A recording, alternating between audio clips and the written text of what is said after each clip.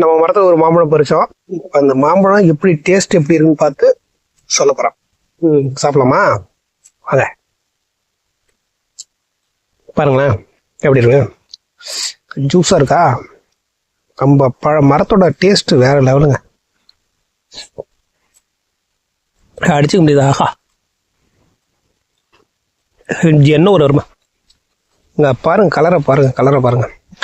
மரத்துல பழுத்தா இப்படி தாங்க இருக்கும்.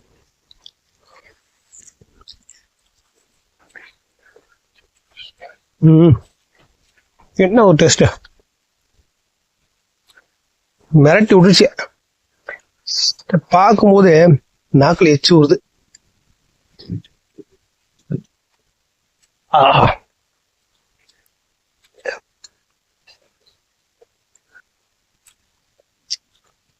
அப்படி சாறு ஜூஸ் பண்ணு வச்சுங்களேன், இந்த மாதிரி மரத்துல பொண்ணு எப்படி வருது இறங்குது பாருங்க. எப்படி எப்படி எப்படி பாத்தீங்களா, ரூமையா ஜூஸ் பண்ணலாம். அதில் டேஸ்ட் அப்படியே அல்டிமேட்டா இருக்குங்க. இந்த மாதிரி மாம்பழம் சாப்பிட யாருக்காவது பிடிக்குன்னா மறக்காம கமெண்ட் பண்ணுங்க.